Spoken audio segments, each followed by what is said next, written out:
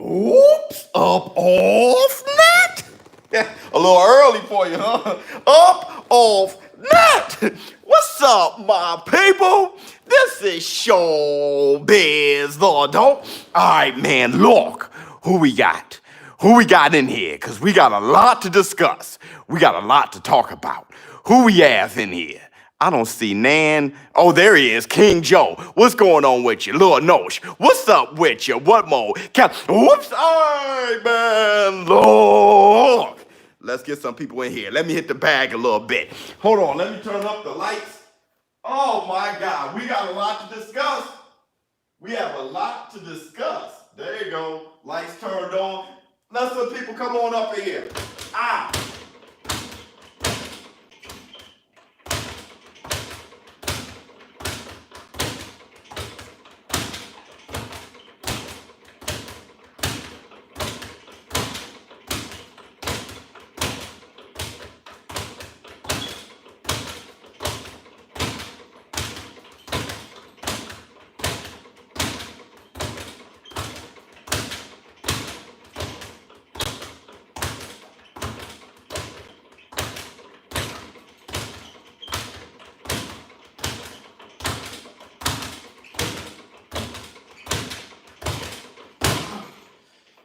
All right, man, let's get some people up in here.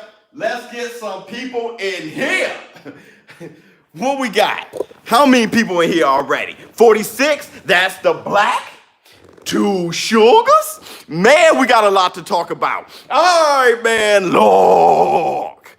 Marco, what's going on with you? D. Griggs, what's going on with you? Let me get a little black 2 sugars. I did see the blood, sweat, and tears. I saw the blood, sweat, and tears. Part 1 and 2. I've gotten familiar with the news. Deontay the Bronze Bomber Powder.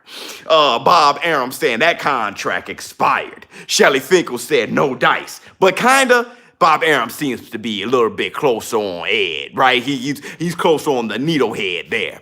What else? I did see the Roy Jones Jr. interview. Right on Joe Rogan. I did see that. And that's the black 2 sugars.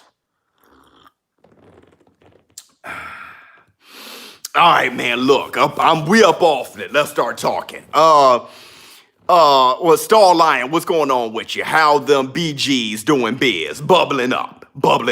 Let me see, Carolina, again, what's going on? Much respect to you. Micah, what's up? How about the reaction to T.O. on his father in part 2? Let's discuss that. Let some more people. Oh, I almost said let more people come in, but it's over 120 people. So let's get the party started. Teofimo Lopez crying about his father. You guys saw that I put the picture up in the thumbnail. You guys saw that I have the title there saying demons. What did I say? Demon versus destiny. Both of them actually referring to Teofimo Lopez in that sense. Here's the thing. Him crying about his father was heartfelt to me. It broke my heart. I'm somebody who never had a father. Okay, I never knew my father. My father passed away when I was born. So I'm always intrigued about father-son relationships. Now I have created a few of my own. I have 2 boys. I have a girl. She's the oldest. And I have 2 boys. And I'm developing that relationship really based on my brothers, my older brothers. They were like my father figures. They were my father figures. So Jonathan Hill, shout out to you. How did the contract expire? Don't they have extension because of the virus? Yeah, and that extension was up until I think December or something like that. It looked like that's a no-go. So that makes sense to me. It's kind of how Manny Pacquiao is now getting pressure from the WBA. Now the virus doesn't go on forever. Now it's about time. We're actually going to have fans at the Gervonta Tank Davis Leo Santa Cruz fight. So I mean it's on now. Okay.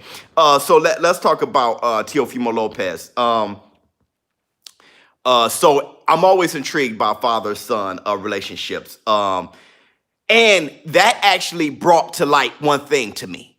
Why Teofimo Lopez is so angry with Lomachenko. Facts. Let's start there. Let's start there. That's what it is.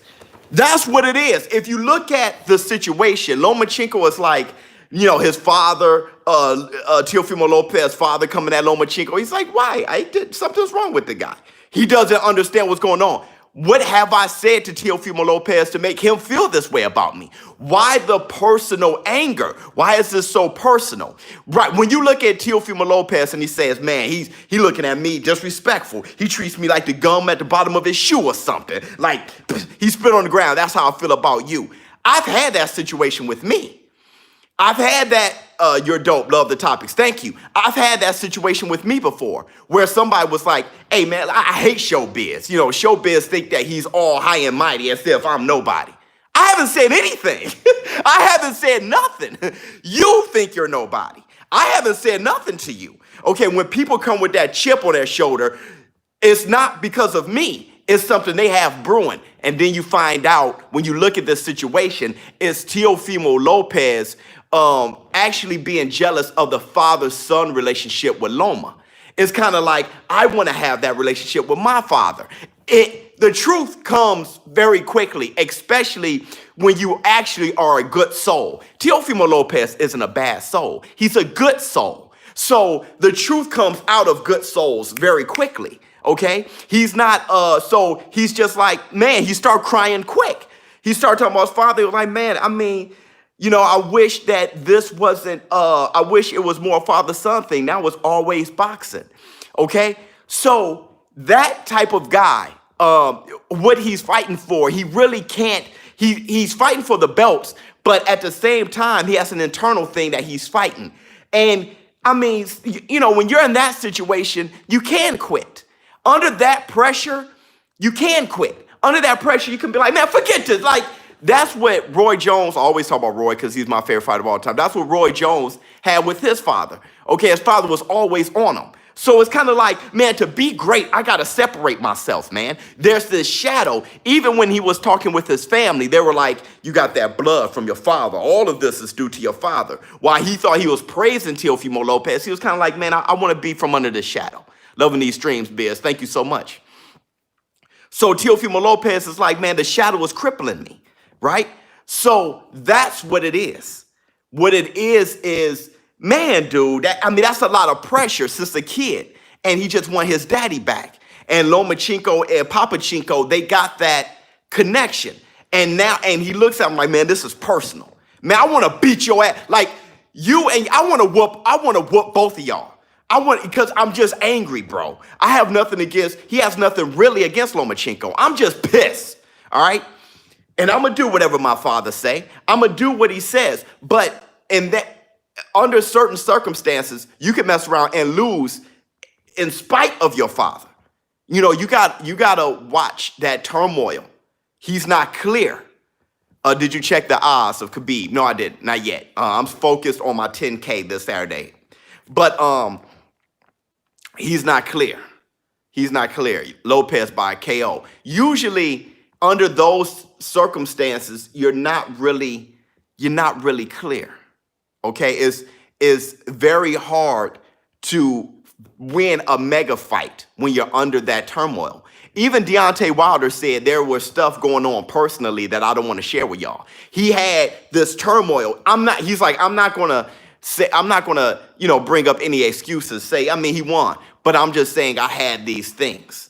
It's very hard when you're Teofimo Lopez and you have this turmoil and you have these demons and you're fighting these demons and you're fighting it to the point where you're crying in public. So that's a heavy demon that's sitting right on the front of your head. So he's crying in public. So when you fighting that battle, at the same time, you fighting the fight of your life. While Lomachenko is the greatest fighter today. It's between him, Canelo, and Terrence Crawford. So he's one of the three greatest fighters today, right now. And he's clear as a bell with no injuries. Man, dude, I actually, the internal is the most important factor. It's everything. It burns you out. It burns you out. Remember, what up, Biz? What's going on with your fight news? Remember before Deontay Wilder versus Tyson Fury, how Deontay Wilder was in the back and he was just pacing back and forth and he was going through all this stuff. And Tyson Fury was leaning back like this with his boy, just chilling with his guy like, yeah, man, what's going on? You know, he was at peace. When you're at peace like that and the other guy's pacing back and forth, you find yourself burnt out with no legs by round 3. It is a good sign for my 10K, but more important than my 10K, Teofimo Lopez, for the rest of his career, he has to get from under that shadow because that guy can be great. That guy can be great. And that's the Black Two Sugars. That's the Black Two Sugars. You have a new member you didn't acknowledge. Maybe I missed it, bro. Black Jesus, I just missed it. Where is it? I can't, it didn't show up in my corner. I didn't see the member sign. Whoever it is, thank you very much. Any news for Fury versus Wilder 3? It looks like that's not going to happen next. Okay, so Fury Wilder 3 looks like it's not going to happen next. Bob Arum said, hey, look, the contract expired. Okay, if it expired, it expired. I don't want anybody coming up with these now bizarre controversy like conspiracies. You know, no need to come up with, oh man, what it is, because if they in an X factor and I'm trying to figure it out, don't try to figure it out, you'll never know. You'll come up with a bunch of lies and a bunch of things in your own head. Just take what's given to you at this point, unless you're at the negotiation table, unless you can read the contract yourself. At that point, what you don't know, you're going to fill in whatever makes you feel comfortable, and it's going to be based on your bias. Right now, it looks like Deontay Wilder is not going to be the next fight, which is okay. It's okay. It's okay. It's okay. Deontay Wilder, he's coming off a bicep tear. If you are a Deontay Wilder fan, you don't want him to have any excuses this go around. So let him heal up. Let him he just fired Mark Breeland. So he just fired Mark Breeland. And you want him to fight in December? It's mid-October. He just fired Mark Breeland. What was that, last week? So he wouldn't be ready for an early December fight. If you are a Deontay Wilder fan, instead of trying to come up with conspiracies, just be like, okay, that's cool. Let him move to the side. Exactly, Biz. Wilder needs time to rebuild. All that stuff. All that stuff. Let him do. For Malik Scott, is that confirmed or are people just saying that? I don't know if it's Malik Scott or not. I hope not. Man, Wilder is washed. He could be. It's okay. He could be. The reason why I say he could be is because it's all built on who he is internally. If Wilder can't take an ass whooping, then he's washed. If what that does is motivates him because he's a warrior and it makes him come back twice as strong, then he's not washed. You just see, this is the beginning, So we'll see. It's not about how many times you get knocked down, it's how many times you get up, right? So we'll see what he's made of. While everybody was laughing at AJ getting dribbled off the canvas, he got up and won.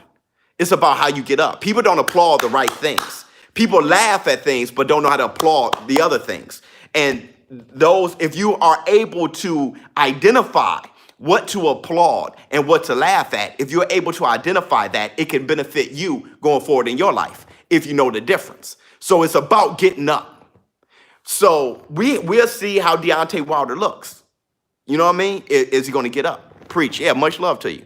The best unbiased channel on the net. Much love. Thank you so much. What are your thoughts on Wilder firing Breeland? Look, it seems as though Deontay Wilder wasn't making improvements. That's why I'm not mad at it. It looks like he wasn't making improvements. And it looked like for Tyson Fury, his biggest challenge ever, Tyson Fury made improvements that he couldn't handle. So for whatever reason, if Mark Breeland didn't teach him the wrinkles, or like I think, Mark Breeland couldn't get through to him because Mark Breeland said himself that Deontay Wilder wasn't as good as he was when he was 11. So he didn't like what he saw in Deontay Wilder's technique, but he couldn't help Deontay Wilder make those changes. That's what I believe. Who knows what the truth is? Either way, If it's not a marriage made, because we know that Deontay Wilder wasn't able to make those adjustments, then Mark Breeland should be gone. If he can't make those changes, Mark Breeland should be gone. If there's turmoil, if there's beef between the post and the point, he can't, he should be gone. Really. Really. AJ versus Fury, is that next? No. I wanted it to be next, but that Pulev versus AJ is real. So on top of that, Fury looks like he's going to be fighting a top-ranked fighter, either a Jagba, maybe Oscar Rivas, one of those boys. I appreciate your content, truly unbiased. Thank you so much. Wilder versus Ruiz. What about it? Is George Foreman still training Wilder? When you say still, I don't know if he ever was. I know it was an idea. I don't know if he ever was. Probably Rivas. I would like it to be Rivas more than Jagba. I don't think a Jagba's ready, and I'm looking for a Jagba to become ready. I don't know if Ronnie Shields should throw a Jagba. And actually, yeah, Jagba did go to top rank. If I was Bob Arum, I wouldn't want to do that either. Hey, why did a Jagba leave PBC to go to top rank, by the way? Why did that happen?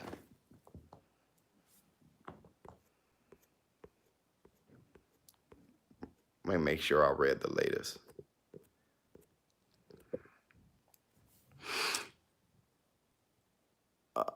Because he don't want to have hit. Oh, wait, hold on. What?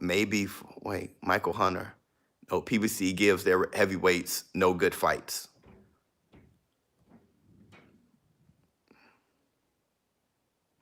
The PBC give their heavyweights no good fights. Opposed to what? Top rank? What are top rank good fights in the heavyweight division? I'm just asking. This is not like I'm just trying to think. Tyson Fury. Deontay Wilder. I mean, what Tyson Fury good fights did he have at top rank other than Deontay Wilder, who's a PBC fighter? I'm talking about you. He said PBC doesn't give their heavyweights any good fights.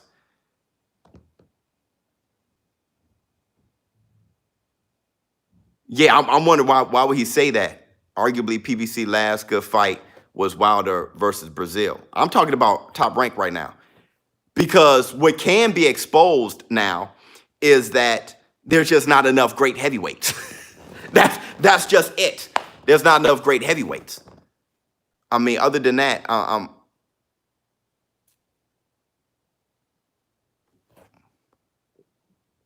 Top Rank does the same thing as PBC and the Zone Boys. My thing is right, but the heavyweight is spread too thin. My thing is there's not enough big time heavyweights.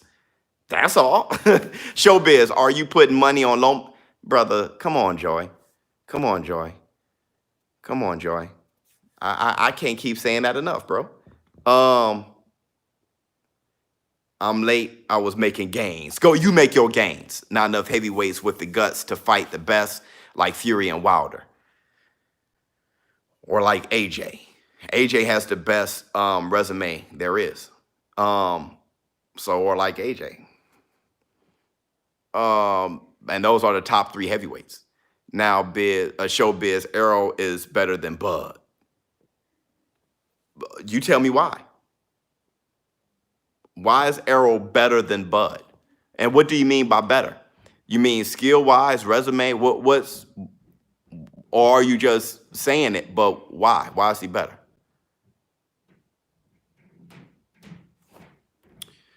Biz, who will you bet on? Garcia versus Campbell. Who would I bet on? That one depends on the odds. If the odds are far in Garcia's favor, then I bet on Campbell. My only problem there is if I bet on Campbell in front of everybody be like, yeah, I mean, you think Campbell's going to beat him? It's like, dude, it's betting, it's the odds. You know, I would have to tell people time and time again. It's just like with the Tyron Woodley. Oh, you lost your 100. You lost your 100. Woo! ShowBizz, you were wrong. No, man, it was the odds. I might as well bet 100 to get 500. If I lose 100, it's okay. But I could win 500. So that's the gamble. It's called gambling. I gambled, because Tyron Woodley, he can't, if he does knock him out, I mean, the odds were so against him. You know what I mean? Get the likes up. Yeah, oh yeah, there's 300 people here. Please hit the like button. So I would have to tell people time and time because everybody wants to jump on you. It's like, Canelo is drilling Ryan for a knockout. Yeah, that's how Canelo gets down. Canelo knows that a knockout means everything. But you know, that's the thing about Canelo. He claims that that's why he didn't want to fight Andre. He claims that he thinks it'd be a boring fight, and that you know, people wouldn't be happy with the product. Could be, but my thing is, it's a great fight. So I didn't like that explanation. I saw it as, oh, Andre's going to give you trouble. That's how I saw it. But I have to take his word for it. So I know Canelo likes to be action-packed.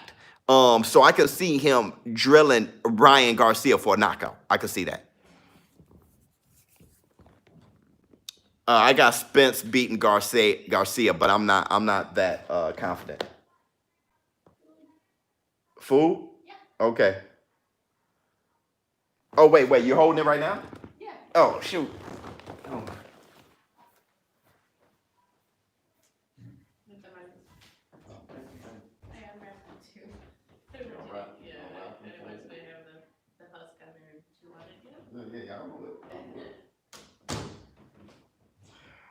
Oh man, Mukbang Live. Mukbang Live. Hold on, y'all. Hold up now. Up off that. All right, what we got? Fart wings. No, it's tamales. Hey, 340 people. Always a jumping live stream. We got, let's get 300 likes. Everybody hit the like. Let's get 300 likes. Here's the thing. How many of you bet on busr.com/showbiz? How many of you guys bet on the Teofimo Lopez versus Lomachenko fight? How many of you bet on that? I fear Spence isn't the same man after the accident. You did? Nice. Rent week. Too poor. All these are valid reasons, bro. I did.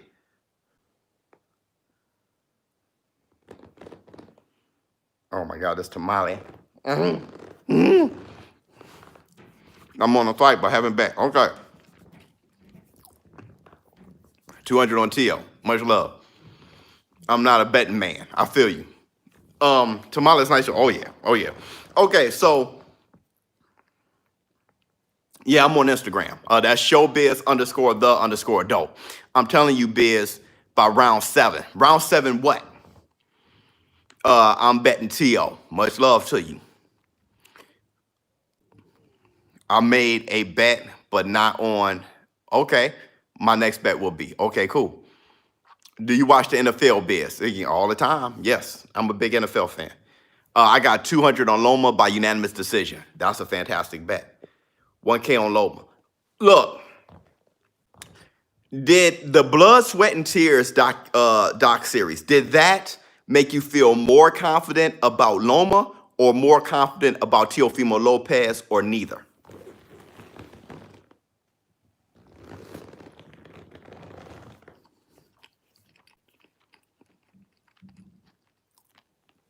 Oh yeah, that's Thanos behind me. Loma, neither, just hyping the fight. That's what you got? I didn't get that. I didn't get just hyping the fight. Lopez look good, he does. Loma. I don't care about words, it's all promotion. You don't care about promotion? Wait a minute. Lopez got daddy issues. Yeah, big time. Wait a minute. You don't care about who doesn't care about promotions and hype for a fight? Who doesn't care about that? Hype for a fight, promo, the lead up, the excitement. You only care about the fight itself? You don't care about the lead up? You need it. Yeah, I absolutely love it. Yeah, I do. Yeah, I love it too. I love boxing, not just for the 12 rounds or 10 rounds. I like the sport. I like the weigh-in. I like the press conferences. I like the post-conference. I like all those things. Yeah, the promotion is beautiful. The interviews too. Yeah, absolutely. Absolutely. Some of the best fights in history had great promotion. Yeah, absolutely. Adrian Wells, boy, new member. My members, did you guys like the member live stream, the members only live stream that I had? I had a members only live stream. I talked about a lot of stuff for over 2 hours, man. Tell them, yo, facts. Yeah, absolutely.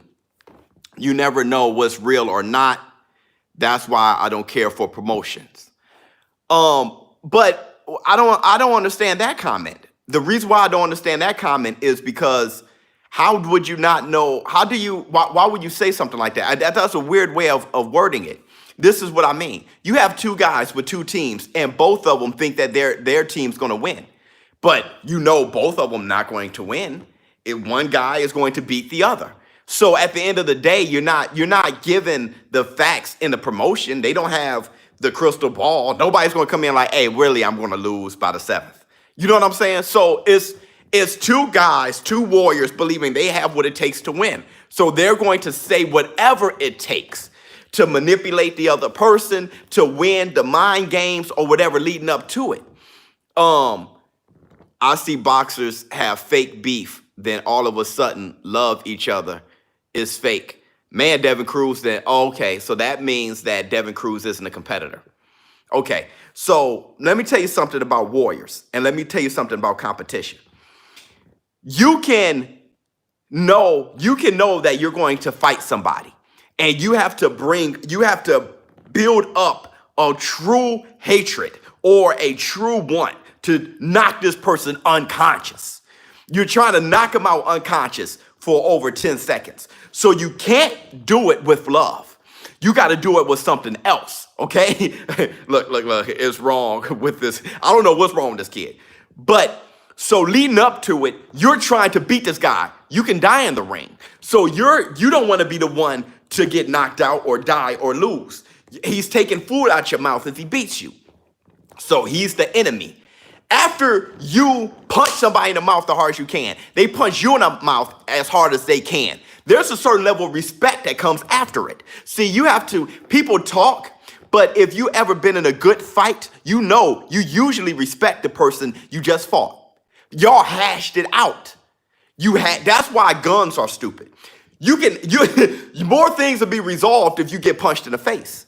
So that's why when I know from your comment, it doesn't sound like the words of a warrior.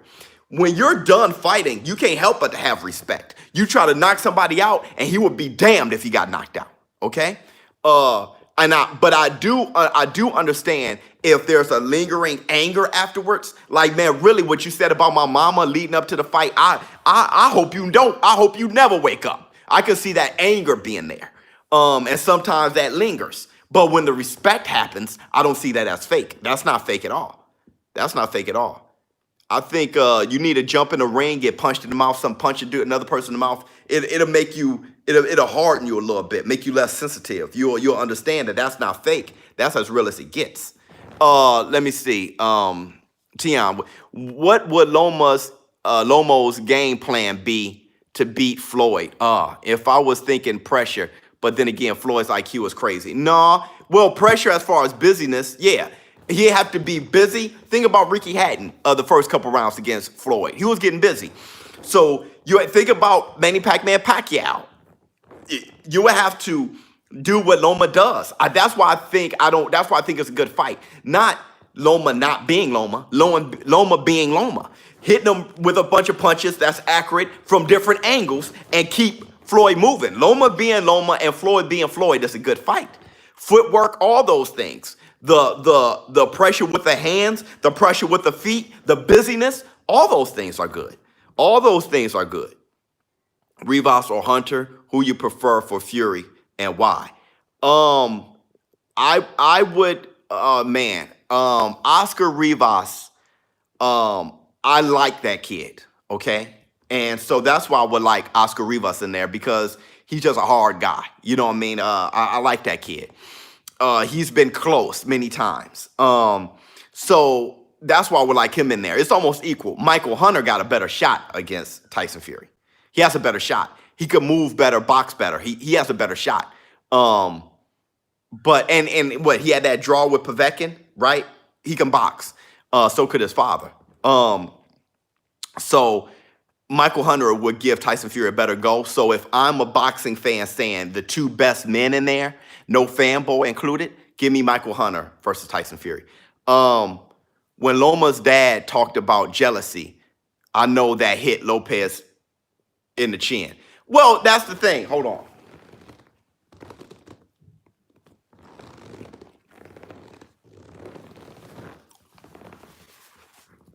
That's what's so irritating for Lopez. See, this is why I can feel Lopez.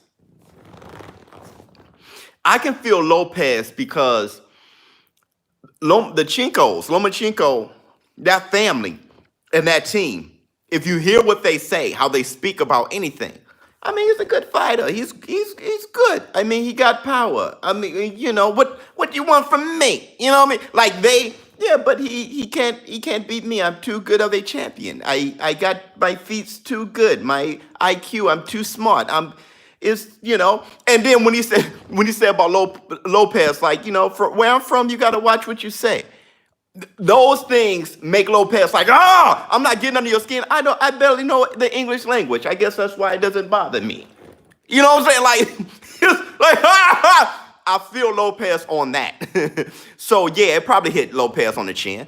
I'll feel him on that angle. Like, you know what, man? I can't wait to knock this man's head completely off his shoulders. Like, I can understand Lopez on that part. You are right. Nothing fake with T.O. Yeah, no. Nothing fake with him. And thanks for the super chat. Nice impression. But it's true. It's true. That's how you think I can give a shit. You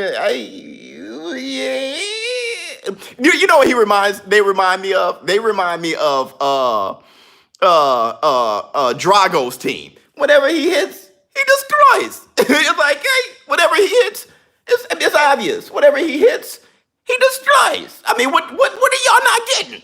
That's Lomachenko and them. Like, I'm too great of a fighter. I can't lose. Like, but you know what I liked about Lomachenko is when they showed him wrestling. I like that. I was like, ooh. When they show him in a ring wrestling with the feet, I was like, because that was one of my things to beat Lomachenko. It was to clinch Lomachenko and push him around. Yeah, they were wrestling. They were in the ring. Because if you look at him train, he does a lot of bizarre things. He does things with the ladder. He does football things. He hit the wall with the lights, and he plays basketball, and he plays tennis, and he does everything, because all those things are muscle memory. All those things are accuracy. It's very smart. He's not just doing boxing moves. He's doing everything. He's playing soccer, and he playing hacky sack, and he's getting his feet to do different rhythms and different things. It's beautiful. It's actually, and it keeps it not boring.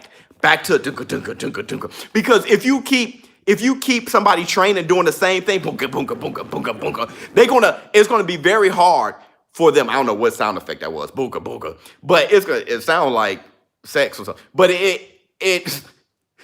it's going to make it hard for them to adjust. When it's time to adjust, it's like, wait, God, I keep doing this. So one of the things that Lomachenko implements is the wrestling. And when I saw him wrestling, I was like, dang, because that was one of my keys to victory for Lopez, is to grab him, clinch more, and kind of body him a little bit. So I was like, man, that's okay.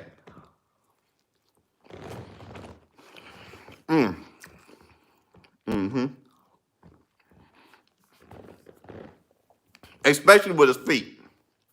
Is Lopez stronger? Yeah. Lopez is stronger, but he doesn't have better feet. And so it makes it equal. If you've taken wrestling or jiu-jitsu, you can beat a stronger guy with leverage. You can move a stronger guy around. I've been moved around by a 50-year-old thin guy with no muscles in jiu-jitsu. because I'm stronger than him, more explosive. He just moved me around like I had no resistance because he had technique, right? So Lopez is stronger than him for sure, leverage. But when I saw Lomachenko wrestling, I saw what he was doing with his feet. I said, "Ah, shit." See, because I'm like, he ain't gonna be able to snatch away from Teofimo. He's too strong. But if he positions his feet, he can mess around and turn Teofimo and then get a hand free and then catch him with a hook and then get out.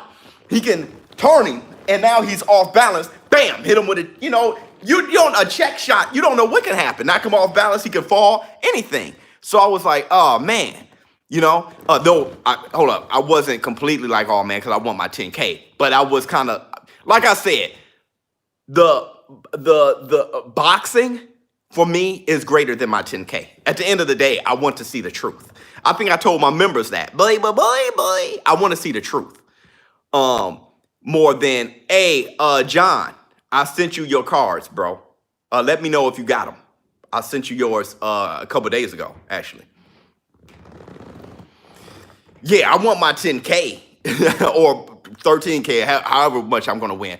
But I'm just saying, if Lopez wins, it's going to sting. But at least I know the truth is better. And we got to talk about this. We haven't resolved this. You had me rolling last night. We haven't resolved this. That Thanos Infinity Gauntlet needs to be turned on. Hold up. Nope.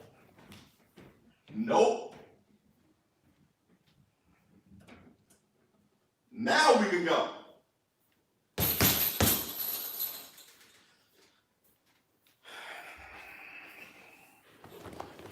We haven't resolved this. Assemble the stones. This isn't for undisputed for Lopez.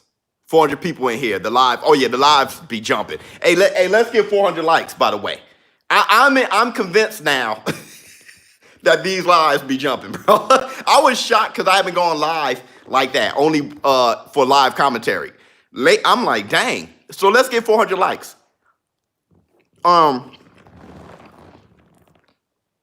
Best boxing channel. Love it. Thank you so much. Why is this isn't undisputed, right? No cap, ShowBizz. Your man cave is awesome. Oh, thank you so much. Yeah, let's get 400 likes. It's getting there. It's at 272. It's getting there. We got 440 people here. It's getting there. So, hey, man, I talk about the game so much, bro. You just got to catch me now, bro. I can't keep repeating it. It's no fair to everybody who keeps hearing it. I think Lopez cuts an angle because Loma uses angles with his hands down. Oh, I don't see it like that, but that's nice. That's nice. Now I can. That's a good. You have reason. I get that. That's nice. But what's Demons versus Destiny?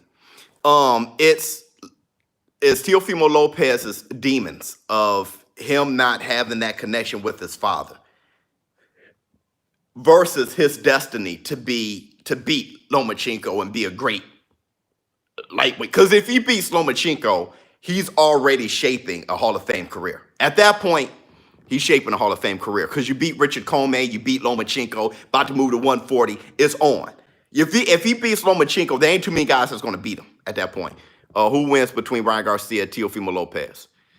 Right now, I got to say Teofimo Lopez. I haven't seen Ryan Garcia fight anybody to the point where I'm like, but here's the thing.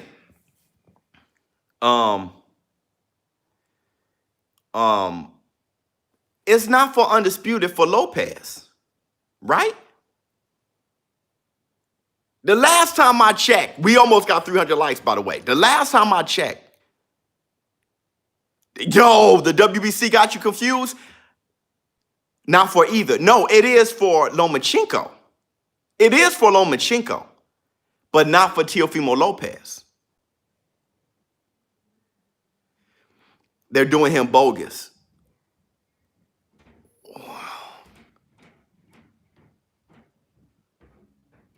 How?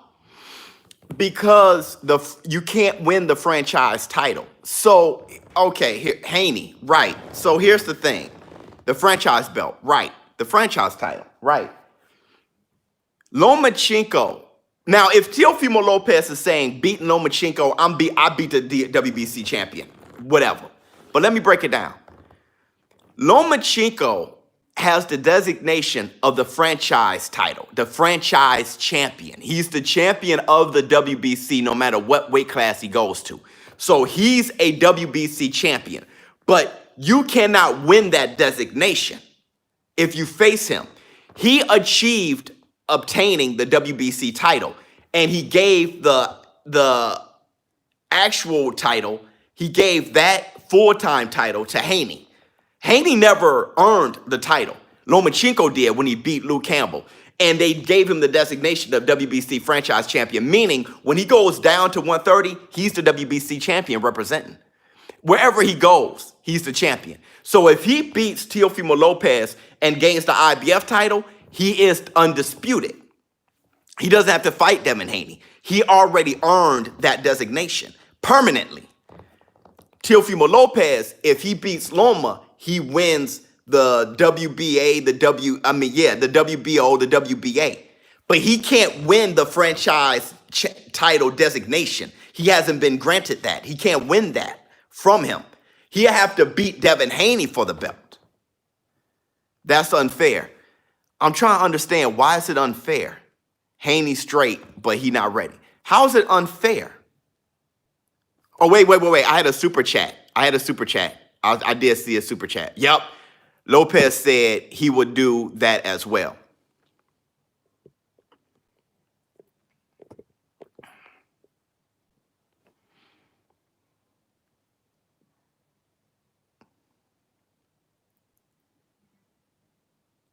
ShowBizz, man, there's so many people in here. I'm trying to find out. And I'm happy everybody's here.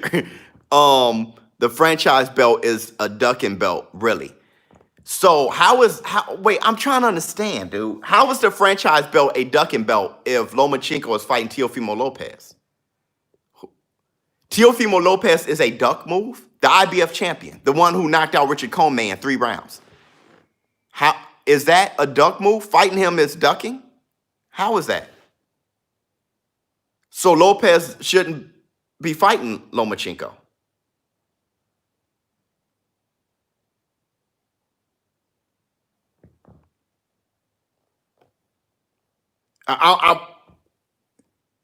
Wait, they just said that it's a ducking belt. So that means fighting Lopez is ducking, right? Or if he's fighting Lopez and that's not ducking, then I don't understand. Don't hurt him, Biz. Dude, I'm having a hard time, bro. I'm trying to learn something from you. I got Lopez winning the 7th round knockout. Haney would definitely not give Loma a run. It's not even that. It's not that. Okay. If Ali has to fight Frazier and George Foreman and he ends up fighting Frazier, is that ducking Foreman? It's like, give him a second. If he fights Frazier, is that ducking Foreman? If he fights Foreman, is that now ducking Frazier, or does he have to fight them both the same night? I'm trying to understand. This guy beat Linares, he beat Pedraza, Linares, Luke Campbell, had all the titles, and now he's fighting for the IBF title.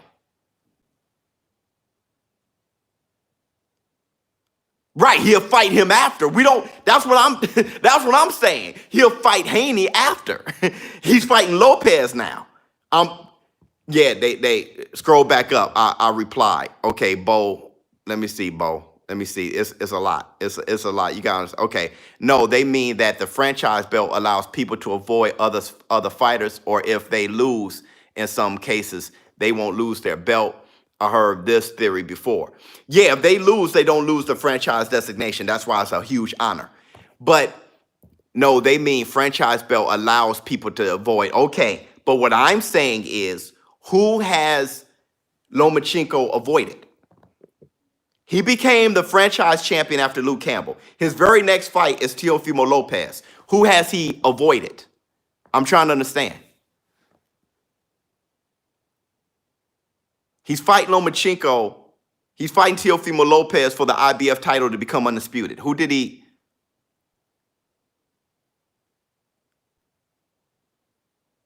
avoid? I hear this argument, but I'm trying to figure out. Not he avoided Haney. He avoided, so that's what I'm saying. So fighting Lopez is avoiding Haney. If he fought Haney, would that be avoiding Lopez for the IBF title who just knocked out Richard Comey? Haney hasn't fought anybody. Lopez knocked out Richard Comey for the IBF title. Lopez knocking out everybody. He's undefeated. So fighting Lopez is avoiding Haney? Is that what you're saying? Fighting Lopez is avoiding Haney. Brent, because they know their argument sucks. They know it's dumb. That they can't wait for this Saturday, and they think Lopez is gonna beat Loma. They can't wait for this Saturday thinking Lopez is gonna beat Loma, but that's a duck move. So wait a minute, I'm about to fight a guy that's going to beat me, and that's me cherry picking. So how do you lose a franchise title? You don't. It's a lifelong designation. The Wilder glove you gave me still safe, boss. Thanks to you. Oh, Cody, much love, man. Nice way keeping it safe. Signed by Wilder. All those things. Call them out. Dude, I'm ShowBizz. Both Haney and Lopez are great, so it doesn't matter who Loma beats.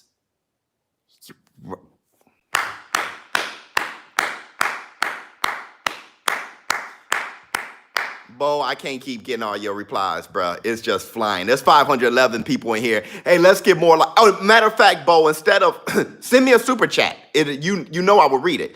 Robert, thank you so much for the super chat. It's a duck belt only for Canelo's case. Hold on.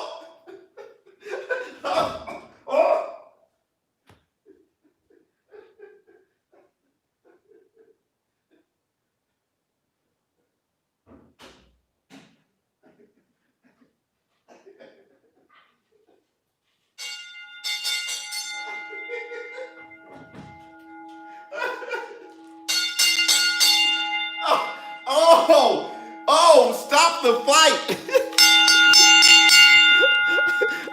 Stop the fight. I feel you, dog.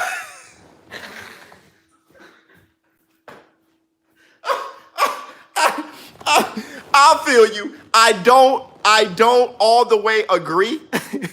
I don't all the way agree. But the reason why I feel him, no, I'm going to tell you why I feel him. I don't all the way agree, but I'm going to tell you why I feel him. Because Canelo is moving up and down more frequently. The franchise title is the Canelo type of title. Can we keep it real with that? Because Canelo has that ability to go up and down so much. He fought for the light heavyweight title. He may move to middleweight. But when you do that, you don't reign over a division. Let me tell you why this is rubbing people the wrong way. I'm going to keep it real. I'm going to tell you why the Canelo situation is rubbing people the wrong way. It's rubbing people the wrong way because the traditional approach to boxing is the better approach. Sugar Ray Robinson, Henry Armstrong was conquering the best in the division. That's why he held all the belts simultaneously. He was beating the #1 ranked guy in every division.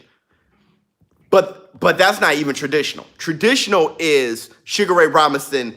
He conquered the welterweight division, conquered the middleweight division, moved up to light heavyweight division. You know what I'm talking about? That is in Bud, Terrence Crawford, conquering divisions before moving up. Errol Spence, he wants to conquer the welterweight division, then move up to 154. Roy Jones, remember he'll walk around with all those belts behind him? Conquer the division, reign, defend, and then move up. Because in that case, no one can question.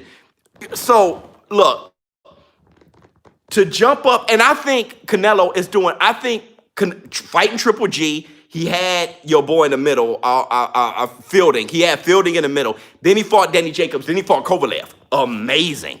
I can't hate on that. Amazing. But the reason why people are unsatisfied is because you leave fights on the table that way. He didn't conquer Andre and conquer Charlo, and there's like conquer your division. He didn't, okay, you got Fielding. Why didn't you, conquer the 168 and him against David Benavidez and him? That's why people are upset. Now, don't call me a Canelo hater because I take up for Canelo a lot. I'm just saying nothing is ever one thing. I can understand all sides of it. The Loma thing, I can't right now because Loma is conquering. He conquered 130. He's a 3-division world champion. So he's doing the Pacquiao right now. So he's about to become, he's fighting to become undisputed. I have nothing to say against Loma. But 600 people, let's go. Wow, let's get 600 likes. That's a lot of people. But Canelo Alvarez is leaving that criticism on the table. He is. I like Canelo, but let's keep it real.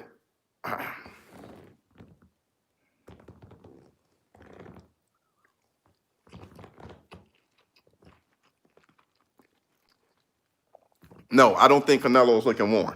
No. Love the content biz. Did you watch the Roy Jones interview? I did.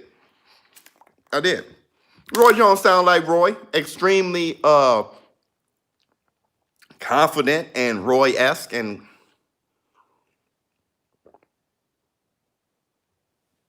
a warrior and very smart. I like what he said. I took that fight because I took the Mike Tyson fight because he had 6 weeks to get ready, and I knew he wasn't going to beat me in 6 weeks. But now they pushed it out, and it's like, damn. And I've been cornered into accepting that. If I had all the information at first, I would have thought it through better. I get that. But now I'm in this room, so let's go. I feel Roy for that. So Loma can fight for undisputed and never be mandated to fight Haney. So Haney can become undisputed. Is that right? Haney can become undisputed. Yes. Yeah, Haney can become undisputed. Yeah. Because he has the WBC full-time title.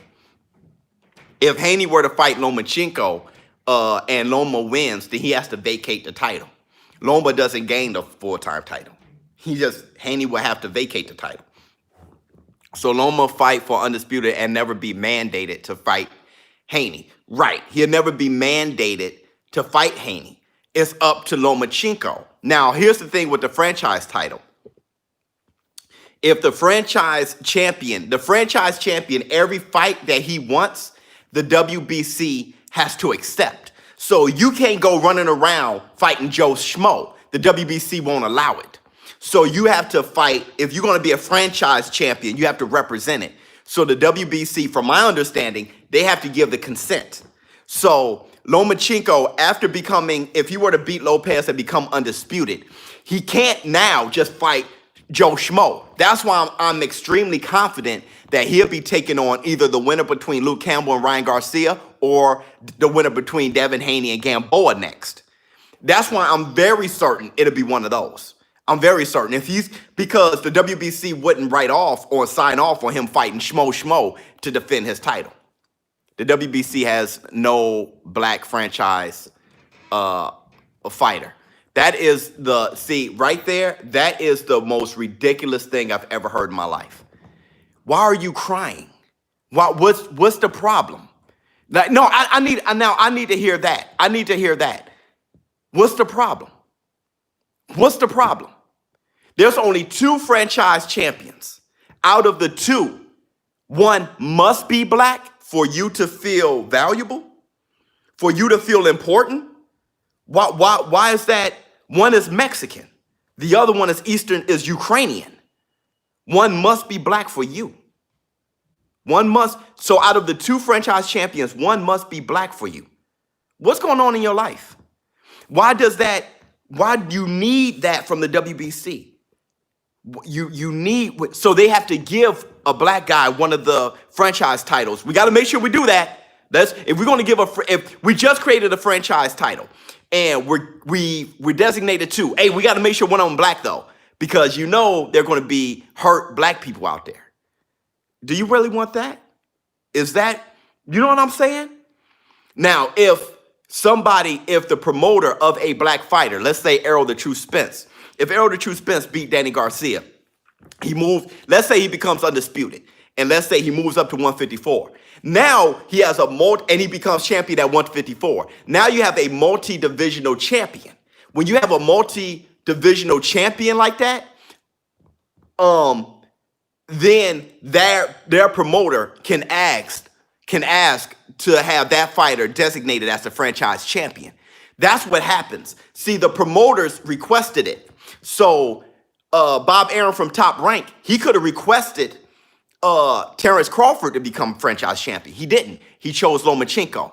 If Errol the True Spence campaigns at 154, become champion, now he's a multi-divisional champion. And Al Heyman say, hey, I want Errol Spence to be a franchise champion, and they can designate him that.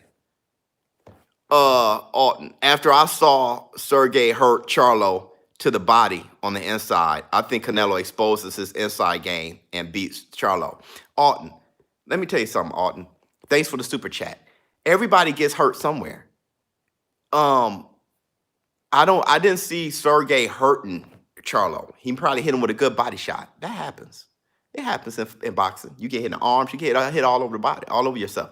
And you can get hurt. You get hurt in the chin. People get hurt all the time. All the time. That doesn't mean he has a chandelier body because you saw one body punch that hurt. Hold on. Let's see.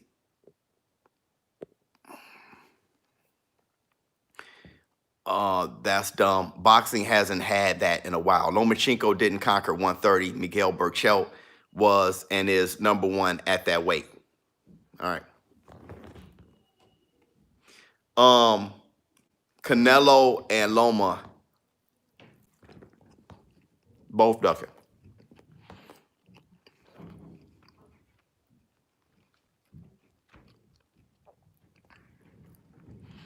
Yeah, everything is racist. Franchise is for the promoters to make money.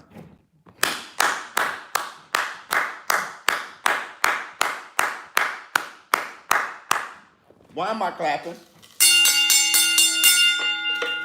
Give him that Tyson Bell. You deserve it. Give him the Tyson Bell. You deserve it.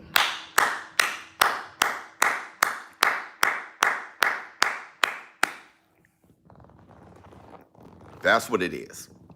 It's not the fighters. The fighters didn't request it. The promoters did. Now you have to ask yourself why. Yo, go punch the bag behind you. ShowBizz, what if we just all go against the franchise champion BS? Is not McDonald's or a corporation. Boxers don't need a franchise belt. Let me tell you why. I don't know. I haven't seen it done in a way that doesn't benefit me yet. You know what I'm saying? I haven't seen it done in a way that doesn't benefit me as a person who watched the fights yet. I see Lomachenko, he became franchise champion. I'm waiting to see, okay, so what happens? He's taking on Teofimo Lopez. I'm not hurt. I'm not affected. He got the franchise champion title. Like, I'm just like, oh, okay. He hasn't done anything yet. He hasn't done anything for me to say, oh, that's a bad idea, the franchise title. After Lopez, if he fights Devin Haney, I'm just like, I'm watching the fights. I don't see where I'm losing yet. So let's say, and Canelo Alvarez, he became franchise champion after Danny Jacobs, and then he fought Kovalev. Or did he get it after Kovalev? Maybe he got it after Kovalev. Either way, I saw him fight Triple G, Fielding, Danny Jacobs, and Kovalev. And I'm just like, I've had a ball. So I haven't. Now, if afterwards he's prancing around the franchise champion and afterwards he takes on Joe Schmo, I'm pissed. But I haven't seen that yet. I haven't seen it yet. ShowBizz, have you seen the blood, sweat, and tears for Loma Lopez? It's really good. Yeah, that's what this whole live stream is about. Franchise belts give promoters more control. Give promoters more control. More control. More control. No. No. It doesn't give the promoters more control. What it does is it allows more control. I'm trying to understand what that means. But what it does, it allows the promoter to grab their favorite fighter and put them in the big fights without losing money if their fighter lose. Understand this. Understand what the franchise title does. People don't want their fighter to lose because if they lose money in the next fight. So what they're looking for is a promise. If you promise me that Canelo will always be champion and always have a big championship fight, then I would have him fight anybody. That's why I think I win. Because, okay, you make, if no matter what, Canelo Alvarez is the champion and he can always fight for the championship title, I win. You feel me? So now I can see Canelo versus Better BF. Why? Because if Canelo loses to Better BF, it doesn't hurt Bob. It doesn't hurt Golden Boy. Because Golden Boy then can say, well, he lost, but I can still have him fight Charlo. Or I can still, not Charlo, because Charlo I can still have him fight Andre. I can still have him fight whoever that has the title. I can still have him fight those guys. He can always be, even Charlo, he can always be in a title fight. No matter what, I don't lose money. That's what it allows. Does it bother you that Loma is considered pound for pound better than Bud because Loma's trying to do what Bud did years ago and he has a loss? A loss doesn't mean anything to me. No, it doesn't bother me that Loma is over Bud pound for pound because of something years ago. Pound for pound means right now.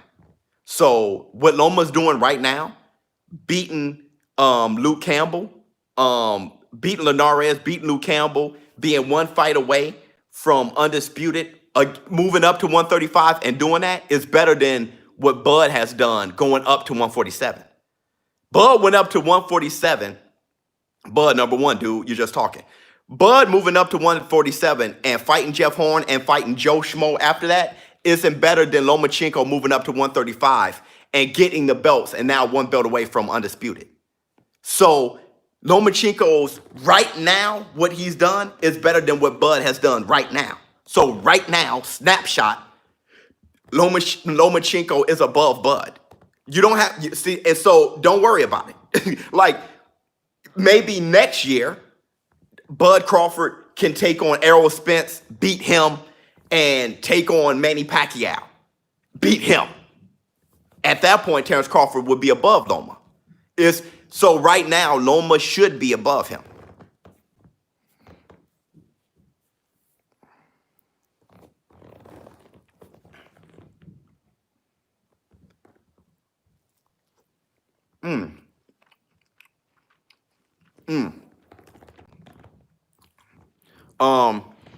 Explain the Canelo lawsuit. Well, it wasn't allowed, I don't think. But according to Canelo, Canelo is saying that he wanted to fight the best fights. And as he was trying to take on, according to Canelo, every fight that he tried to get, they shot down. According to Canelo. So Canelo was suing them, according to him. So if that is the absolute truth, then, we have to look into that. I don't know what the absolute truth is with that. I just know that he was suing him. That's what his reasoning was, and it fell through. So, like I said, it's very hard for me to speak on those cases because I'm just not given enough information. I don't know enough about that lawsuit. I don't know enough about what's going on, so it's hard for me to explain everything and guess. I hate guessing. The reason why, breach of contract, right? It's supposed to be a breach of contract because he was supposed to get a certain payout with every fight, but the zone and them weren't trying to pay him the amount of money for the fights that he wanted. So he wanted a certain fight with Billy Joe Saunders or whatever, and he's supposed to get so much money. But with COVID happening and the zone not getting enough subscribers, they was going to afford it. So they were going to say, I give you this much money with a promise to give you so much money later. All those little things. But I'm hearing so many different things. I have read so many different things about it in so many different aspects. The best thing for me to do is to really shut up about it, because that lawsuit, I get so many different things, and it fell through. So at that point, I don't really like being a part of the gossip media. I like, with the reason why I talk about the franchise title and able to talk about that so clearly is because I met with the WBC and they explained it to me thoroughly for hours. So I got all the information needed for that. But when it comes to lawsuits and stuff like that, I don't want to be a part of gossip culture, be real TMZ with my channel. I can't do that. That's not my style. So I don't want to talk about a lawsuit that I don't have all the facts. I just don't. I could throw out what I've heard from different sources, but I just don't like doing that. Loma going to get stopped.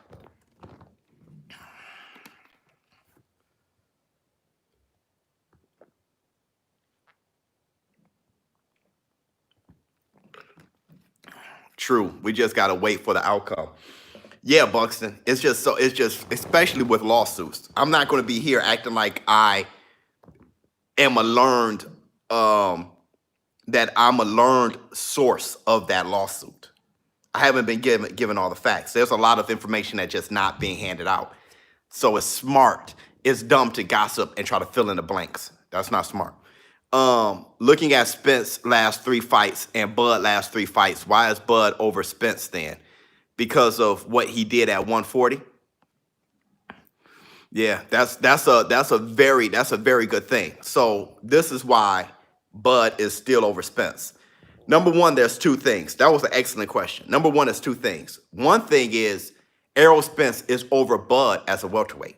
So when you look at the last 3 fights, look at here. Hold on. Let me get the magazine for you. Hold on real quick.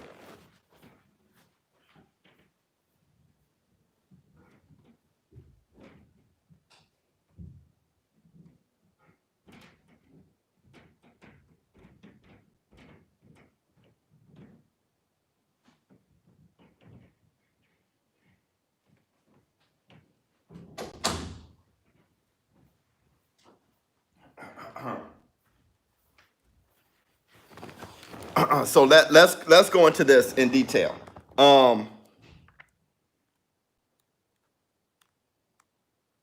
So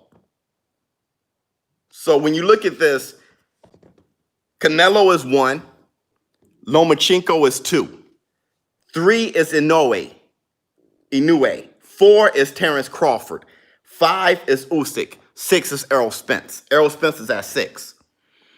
Let me tell you, at welterweight, Errol Spence is at 1, Terrence Crawford is at 2. So you're asking yourself, why is Errol Spence 1 as a welterweight, Terrence Crawford is 2?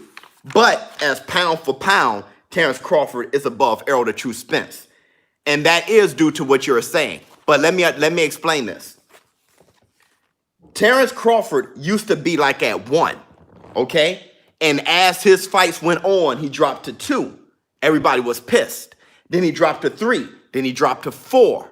Errol Spence is going up. So that's how it goes. As the fights are going on and he's doing less and accomplishing less, he's dropping.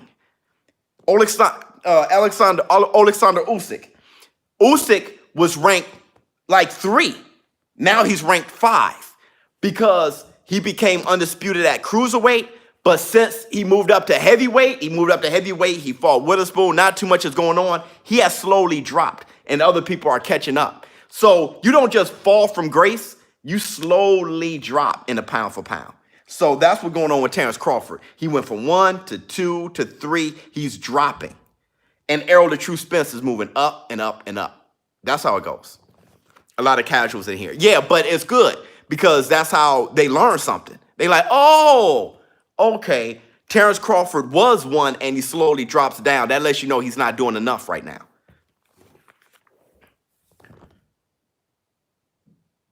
Yeah, they look at everything. So they look at everything and everyone. Divisions is different and just a division. Yeah, not just a division, but they also look at your boxing style, your boxing technique, how great you are as a boxer, how you finish fights, all those things. But at the same time, they also look at your level of competition. Errol the True Spence fighting, Mikey Garcia, who was a top 4 pound for pound fighter at the time. Now he's not even in the top 10 after that loss. And the way he lost. So it's not just he lost Errol Spence, but he lost every round. So he dropped out the top 10.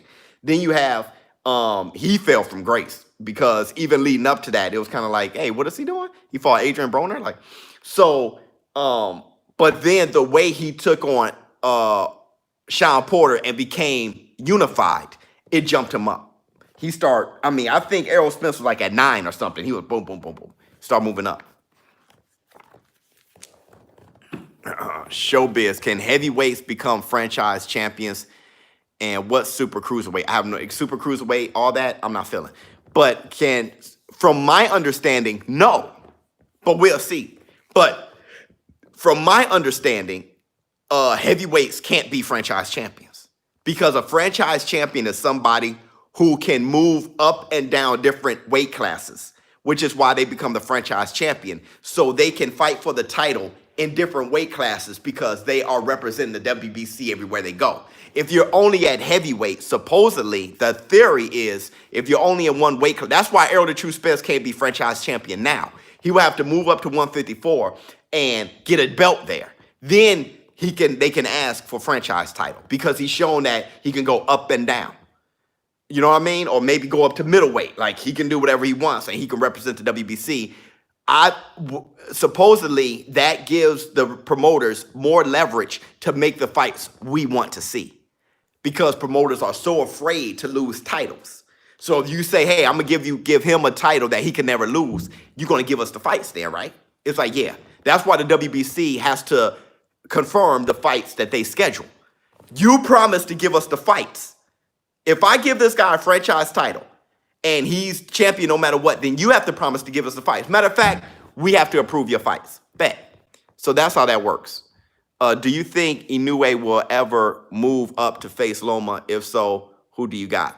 I got Loma. But I think he would move up to fight Loma. Yeah, I do. Biz, how you feel about Wilder silence?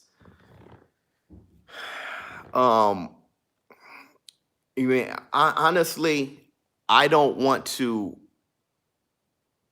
Honestly, man, I don't want to try to guess why he's silent. And I don't want to put my thoughts on him. I'm too humble for that. But I think my only thought that I have is I thought that it benefited him as far as marketing the third fight. Because with his silence, people start coming up with conspiracies and start making that third fight something to watch again. Because we saw Tyson Fury win far more rounds the first fight than Deontay Wilder. With the 2 knockdowns, it made it a draw. But who won more rounds? Tyson Fury did, okay? And then in the second fight, he one-sidedly whitewashed him.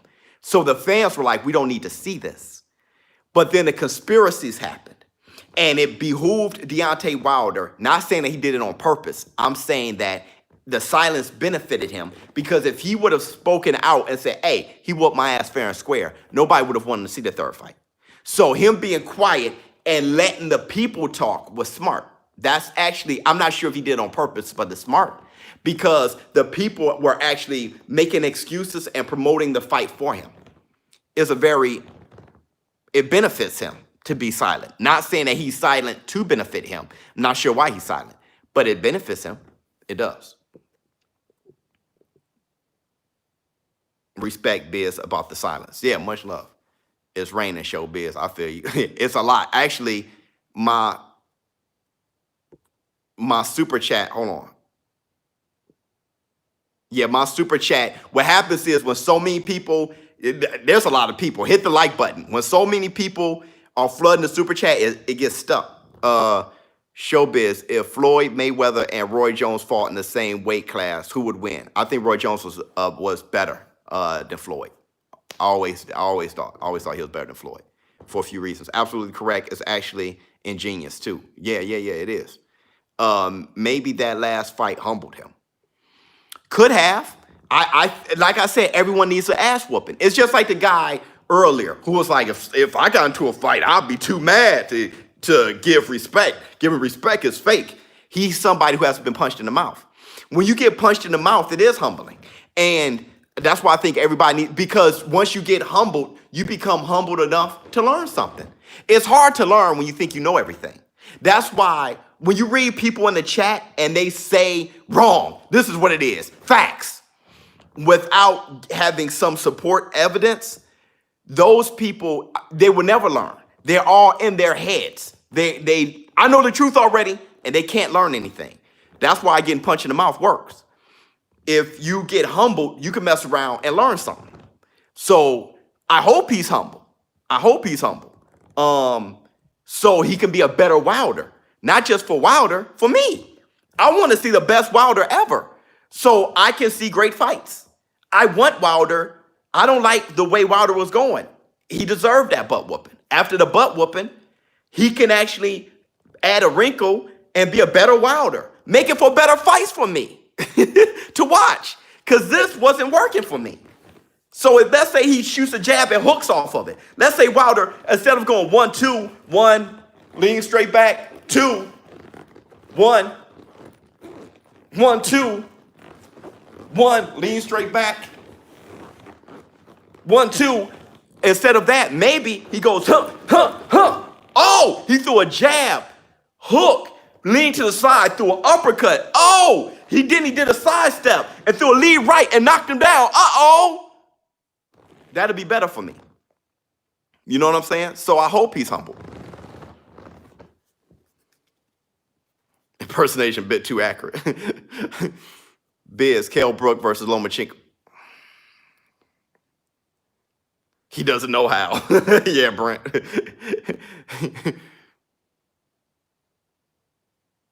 Your parents put a butt whooping on you to teach you respect. So does anyone. Punch me in the mouth. I don't know, bro. All caps, though. Yeah, not you're lying. Just all caps lock. That's the only thing I got from that one. Yeah, boxing should be like UFC, the best against the best. Yeah, absolutely. Loma is going to win a decision by far. I mean, I don't know if he's going to. I know that's what I'm betting on. And I think it's highly probable that he wins the decision. I don't know what's going to happen.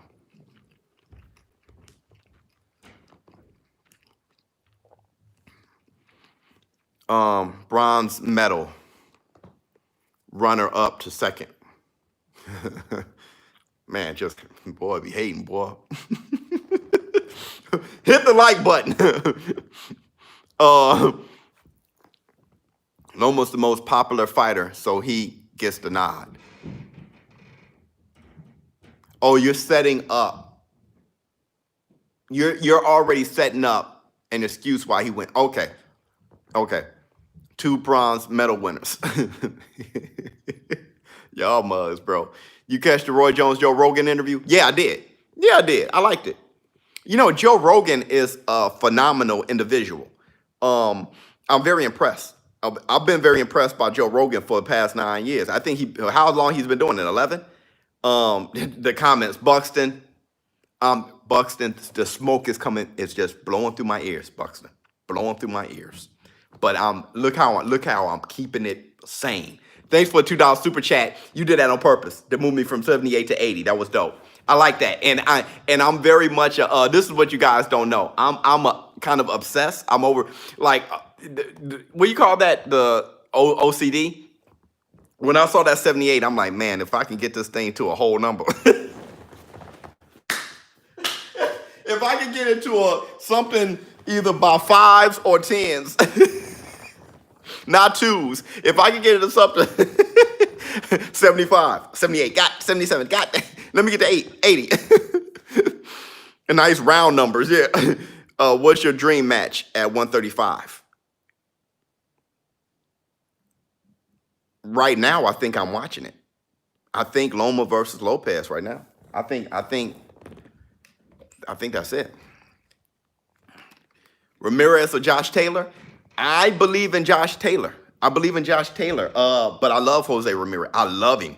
I think Ramirez is the reason why Mikey Garcia has nowhere to go.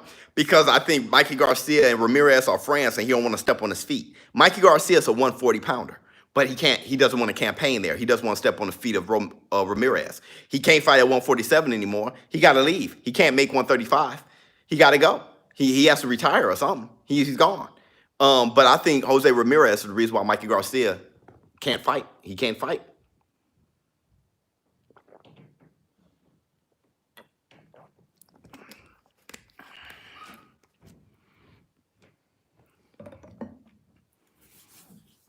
Yeah, I talked about the daddy issues. Gernald or Roy? Gerald? Oh, the G-Man?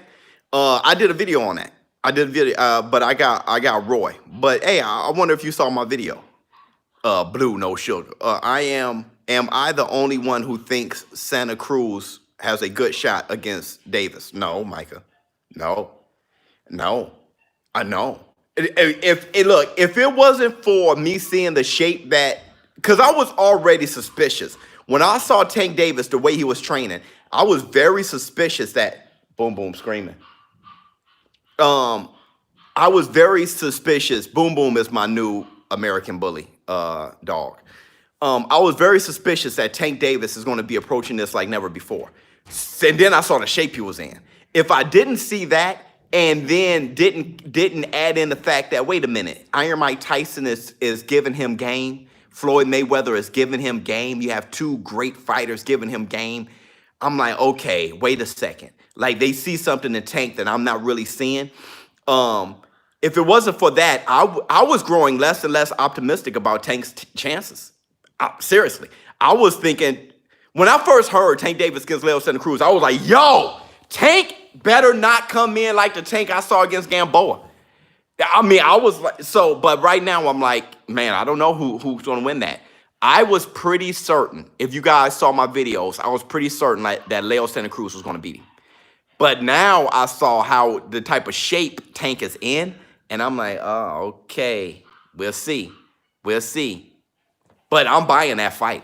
Everybody who said they're not buying that pay-per-view, then wait, come to the live stream commentary then, because I'm buying that fight. Boy, am I buying that. Boy, there's so much stuff going down on, what's that, Halloween? All of them being bought. I'm buying everything. I'm having all the fights on this channel. I'm calling all the fights that Halloween. Everything. I'm be turning back and forth. 10,000 on the fight. Yeah, I got 10,000 on Loma. Going to be a banger for real. Yeah. Santa Cruz is durable. Not just that, he applies crazy pressure. Leo might shock the world. Yeah, he may. Hey, Biz, I greatly appreciate how you take time out for casuals and don't just dismiss them. We all grow with knowledge. Yeah, absolutely. Look, you have to understand, and to your point, thanks, Man on Fire, but to your point, you have to understand this. My mission statement, once again, is to make boxing more popular. If I can, make boxing the #1 sport in the world. I can't do that by pushing away casuals. Casuals make the sport. It makes every sport. You have more casuals than diehards. I cannot call myself trying to build boxing and keep pushing everybody away. That makes no sense. Now, sometimes I'm human and somebody could say something that just grinds my gears so much that I'm sorry, I wish I could.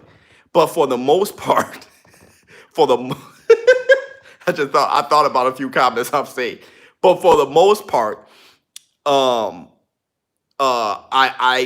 patience is necessary in order to have people not afraid to ask the questions. You know what I'm saying, regulator? I mean, how much sense does that make to come in here and be too afraid to ask questions? It's kind of like I want to be interested, but I'm too intimidated to say something because I'm always feel, somebody make me look, out to be a dumbass. You know what I mean? So I try my best, but sometimes I can't. I can't, man. I can't. That's real because some channels do. Yeah, I don't know about, but I can't, man. I'm nervous for Lomachenko. Well, only one Tyson. You want Lopez to win. I see it in all of your chats. So it's not nervous about Lomachenko. You're rooting on Lopez. Just say, hey, I'm rooting on Lopez. I'm deaf and MMA casual. Me too. I mean, I've seen MMA from its beginning. But if you compare my MMA knowledge to boxing, I'm a casual compared to boxing for sure. I've known MMA forever. I've seen the very first all the way through. But still, I don't follow it in with extreme like I do with boxing. So I'm closer to an MMA casual than anything. But I still try to call the fights. Nothing wrong with being a casual at all. No, not at all. Not at all. Sup, Biz, from the UK. What's going on with you? The only thing wrong with being a casual is when you are a casual and you are talking big facts. That's the problem. That's the problem. When you're talking big facts. When you're like, hey, who did Lomachenko beat? Hey, Canelo Alvarez, he has a weaker resume than all of them. It's like, that's when it's, you know what I'm saying? that's when it's over. That's when there's a problem. Loma is hit the least. But Loma was school Lopez. I like Lopez. Parnell versus Pac-Man. We've done that a lot. Yeah, that's pretty. Yeah, that's torture. That's torture. Because if you're not a casual, I read comments and I know exactly who's a casual and who's not. It's very easy because people who are not casuals, they don't sound that big facts. I know it all. They don't sound like that. If people who are not casuals, they sound different. They approach it differently. Like, man, hey, man, Lopez got a good chance. I just think Lomachenko is going to win. You can hear it. You can read it in the comments. But with Floyd's the greatest ever. Big facts. It's like, you can tell. You can tell. Because you can hear the insecurities. You can hear the insecurities. But when you're secure in something, you actually don't sound like that. When you're very knowledge-based, you don't come in here trying to get all caps letters, and you don't do that. Long-time lurker. I enjoy the channel a lot, but I was curious, who you got Uriah Hall versus Anderson Silva fight on Halloween? Moonlight, much love to you. Thanks for the $5 super chat. Here's the thing. After I said that I was an MMA casual, so take this with a grain of salt, all right? I watched Uriah Hall since the very beginning, okay? I remember the kick he landed on, what's that show called, that reality show, the UFC show? What is it called again? I haven't seen it in so long. I forgot what it's called. What is it called again? Somebody help me out. You know what it is. Y'all know. Ultimate Fighter. Right. When I saw you, and Regulator, when I saw Uriah Hall land that, what was it, a spinning back kick or something like that? I've been a Uriah Hall fan since then. All right. I've seen all those fights. All his fights. Uriah Hall is an underachiever. The guy had the abilities of maybe Adesanya, but he doesn't have this like Adesanya. Okay. So ability-wise, what's left in the tank? I got Uriah Hall, who's great.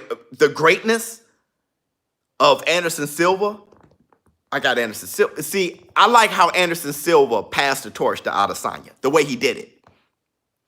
I like him taking on Adesanya. I think every great fighter should do that. Like I said, Pacquiao tried to do that with Thurman.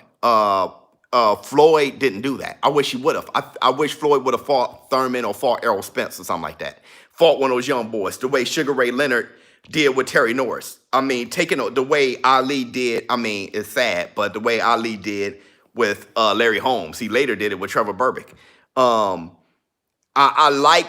like when they do that, when they take on the young fighter and pass the torch like that. I think every great fighter, that's what you do.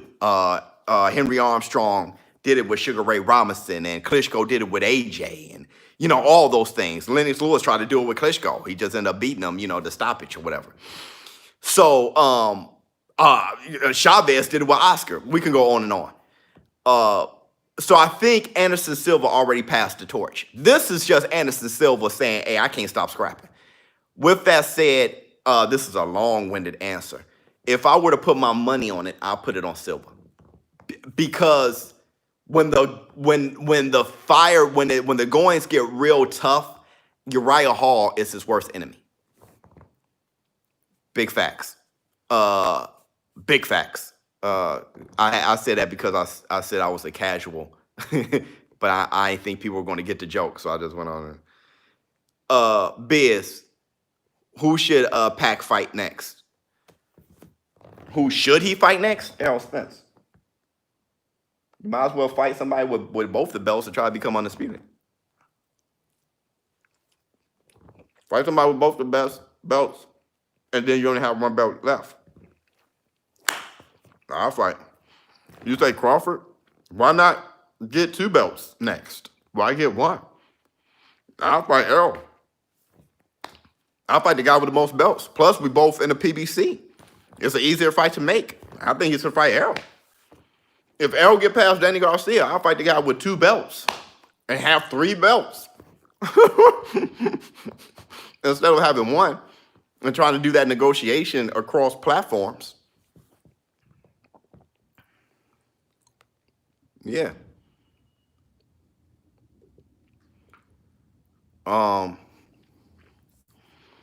No one is too old. Biop won the strap at 48. Wrong. I think you can get too old. I think it all depends on your fighting style, who you are, your DNA, what you're made out of. I think you can get too old. I think Roy Jones got too old for his fighting style. You know what I mean? I think it all depends on the fighter. B-Hop got too old, got punched out the ring. Yeah, once, yeah, you can get too old, but old is different. Like I said, when I went to the doctor and got checked out, they said that I'm 40 years old. They said that my clock, my internal clock, my body clock was younger than my age. Everybody's on a different clock. Like I said, you can be 50 years old. You can look at somebody else 50 and you can ask your wife, hey, do I look like that? Because that person looked like he's 1 foot in the grave, the other foot on a banana peel. Okay? And your wife is like, you look nothing like that. People are on different clocks. Not everything's the same. So what's old for one person may not be old for the next. Easier said than done to become undisputed. Yeah, absolutely. Did you hear about Terrence Crawford and Pac-Man were supposed to fight in November? Yeah, I heard about that. But now it's Kell Brook Crawford.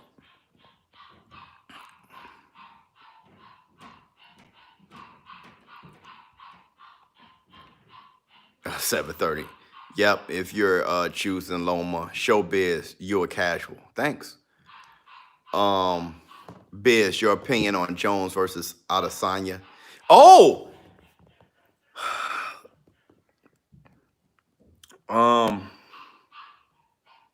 Bones Jones is arguably the GOAT, man, and I don't think Adesanya could beat him. I don't. Bones Jones gonna take him down. Bones Jones got a crazy chin too. Jones can absorb a lot of punches, and Bones Jones is very smart. I think Bones Jones come crawling in on that monkey style and then stand up, and now he's closer, so he comes crawling in and he stands up. Think about this. Remember when, what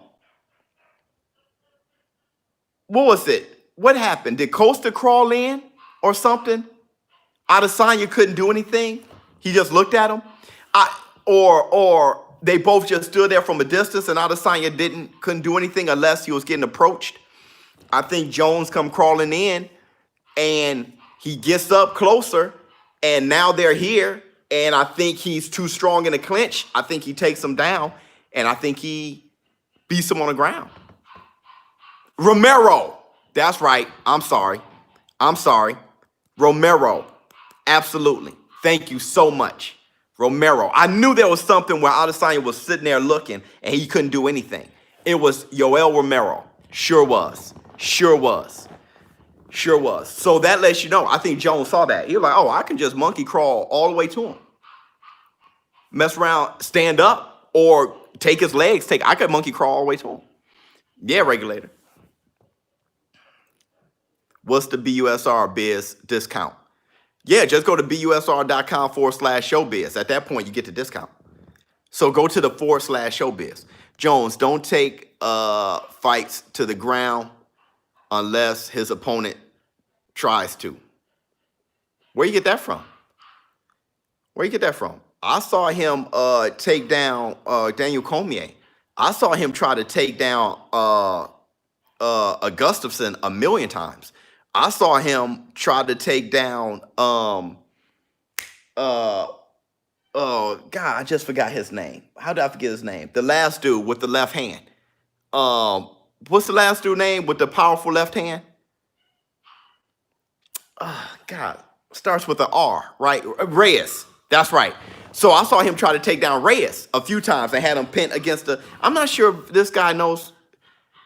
What are you saying?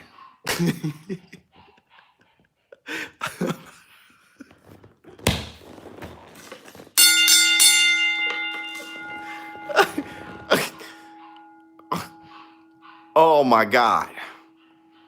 Okay, man. I've been on for an hour and a half. One last question, man. What we got? What we got? One last question.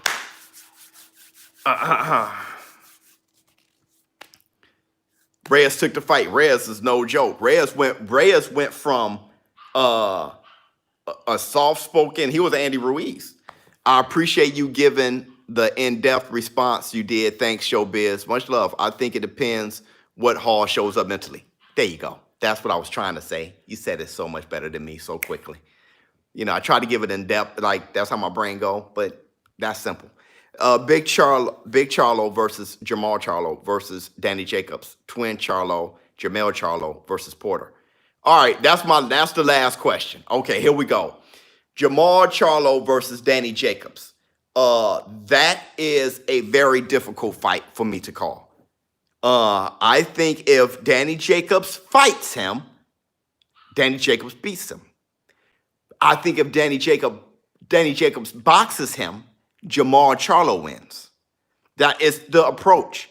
When Danny Jacobs fights somebody, I saw him do it against Chavez Jr., and I know Chavez Jr. quit and all those things. I'm just saying, when his corner was telling him to box, Chavez Jr. was actually looking good. But when he started punching it, he broke his nose, busted him up. Danny Jacobs is a warrior. When he gets mad and fight, you can't outslug him. If Danny Jacobs fight Jamal Charlo, he beats him. If he boxes him, Jamal Charlo wins. As far as Jamel Charlo versus Porter, I got Jamel Charlo beating Porter. I don't see Porter going up and beating the unified champion at 154. But with that said, it is a struggle of a fight. And you can and it's an exciting fight, and it's a fight that I would love and probably watch over and over again. Okay? It would be Porter and Jamel Charlo would be fireworks, exciting. Jamel beats him. But I think it's more probable that Jamel beats him. But because I don't see Porter moving up to 154 and taking titles from Jamel. I don't see it. But with that said, though, a beautiful fight, that's a struggle. It is a struggle. It's a struggle. It's a struggle. Who are you going with the Campbell versus Garcia fight? Completely unrelated, but what do you think about Dominic Cruz? Do you think he should retire? Dominic Cruz, I don't like the way Dominic Cruz been looking. But Dominic Cruz, the last time I heard him speak, it was not the last time I heard him speak. There's a time that I really liked what he said. What fight was it? Anyway, I forgot what fight it was, but he was extremely excited. He was talking about, he was comparing himself to the fighter, and he was talking about how that hypes him up to fight. He still has it in here. So if you still have it in here, that means not fighting depresses you. So I think he should fight if he still has it here. What was the first thing you asked me? Campbell versus Garcia. My brain says Campbell. My brain says Campbell. But it's always that X factor, bro. Let's so it's a pick'em fight. It's a pick'em fight. My brain says Campbell, but that's because I don't know how to base I don't know what to base a Ryan Garcia victory on. I can't base it on a prior fight. At that point I'm just farting in the wind because you know what I'm saying? His abilities, his abilities, he can beat anybody. But fighting isn't just about your abilities. So I can't grab anything. That's my problem. I have no traction on picking Garcia to beat Campbell. So my brain says Campbell, but it's still a pick 'em fight. Hold on. The puppy. If you stick around if you want to see Boom Boom, I'm about to get the puppy. Hold on.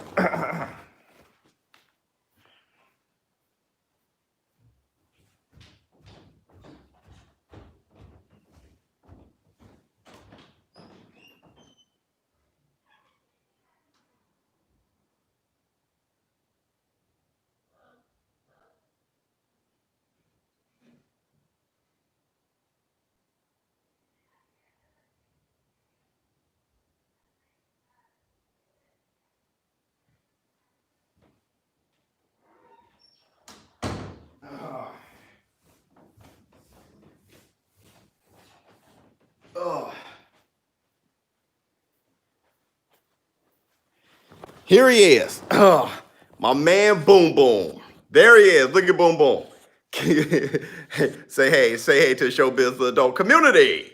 That's Boom Boom, my American bully. Yeah, look at his little guns. Look at his guns. Yeah, blue nose. So I'm about to take him out. That's why he's whining and crying. But that's him. So this Boom Boom, this is I thought he peed on me. This is our mascot, the ShowBizz adult community. Our mascot, XL bully. You know what time it is. He cold. Yeah, thank you so much. ShowBizz the adult. I gotta take him out, man. He's named after Ray Boom Boom Mancini. By the way, call him Boom Boom. I'm out. Huh.